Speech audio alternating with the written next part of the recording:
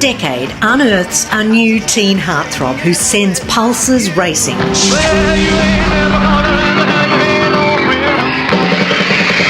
For 50s Bobby Soxers, it was all about Elvis and his gyrating hips. More recently, Justin Bieber's turned millions of teens into believers. But if you were a teen in the 70s, no one's star shone as brightly as this satin-clad, blonde-haired glam pop singer. Leif Garrett played to sold-out stadiums. His posters lined the walls of teenage girls' bedrooms, and his smiling face covered countless magazine covers. A bushy, bushy blonde hair, surfing USA. But while Leif's world looked glamorous from the outside, it was very different inside his bubble.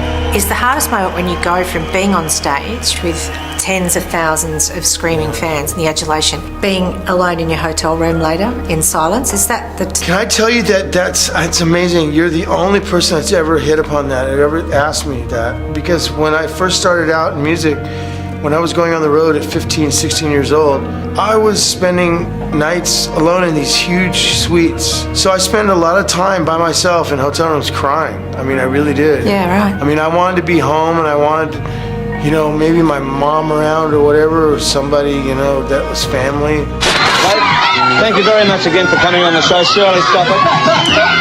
He had the world at his feet, but like a lot of teen idols, the darker side of fame grabbed hold of the performer. When did you first try drugs? How old? Well, I first smoked pot when I was, God, what was I, like 14, 15? Leif was on a path to self-destruction, and soon his reckless lifestyle would catch up with him. In 1979, he was drunk and on drugs when he crashed his Porsche. Leif suffered contusions and a mild concussion. His passenger and best friend was left a paraplegic. Leif was 5 days shy of his 18th birthday. We were both partying very hard, and we were doing things that we should not have been doing and driving. But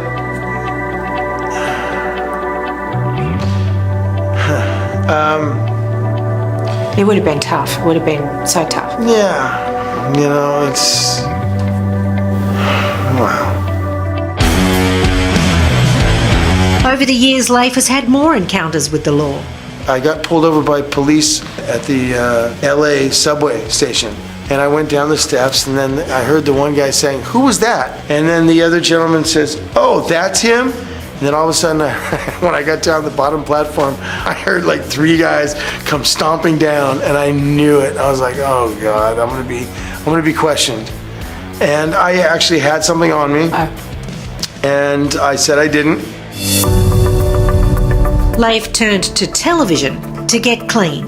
You went the public route, the celebrity rehab with Dr. Drew. I did not want to do that. Yeah. I was like, you know what? It's been in the press getting high. Yeah. Let's do the press of not getting high. And ever since then, it's been high and dry. So, but that's not what really made the change. You know, that was part of it, because I don't subscribe to going to the meetings and stuff. Whenever I went to the meetings, I wanted to use afterwards, because everybody sits there and they, oh my God, you remember when, how we had the best time doing this, and we did this, and how great it was, and I hooked up with blah blah and blah blah, and it was like, oh my God, it made you want to go out and go score right away. I didn't dig that, so it was really more than anything my own, I guess, realization that if you look back and you look at the people who haven't survived and stuff, that it's for my own survival. It was something that I went through only because not only was I exposed to it, but it was around me, and it was offered to me, and I thought it was cool, and I thought it was right, and it then became a medication to escape. But the thing that's the most important thing is to deal with the demons that make you want to use it. So if you can deal with those things, then you can stop the other. During his career, Leif made millions of dollars. He revealed to me that he never saw most of it. And I also got ripped off, don't get me wrong. I mean, I got raped by management. What, you woke up one day and found you didn't have what you thought you had? Oh yeah, I mean we're talking millions. Wow. You catch him serving at Melbourne. Leif has spent decades in the spotlight for all the wrong reasons, and he has advice for artists like Justin Bieber on how not to follow in his footsteps. Don't believe your own publicity. Don't be a victim of what people say about you, make you feel euphoric when you know that you're just a human being and that you are as human and real as just anybody else. You know, you may do something that affects people and makes them feel good, and that's a great thing and that's a wonderful thing, but it doesn't make you a god. It doesn't make you a demigod or anything like that, although we know that I really am a demigod. Right? I tell you that all the time, don't I? And your team are instructed to genuflect in front of you as you walk in the room. Right, of course.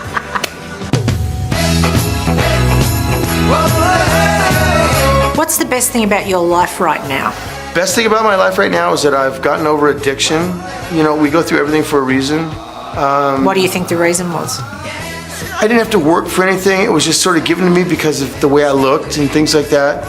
And I never really felt that I earned it, you know? And I wasn't really a singer to begin with. I became a good singer, I think, and I think that I became a good stage performer. Do you think you earned it now? Do you look back I and do. go, hang on, I worked really do. hard? I really do. Yeah. Everybody's got surfing. Surfing USA.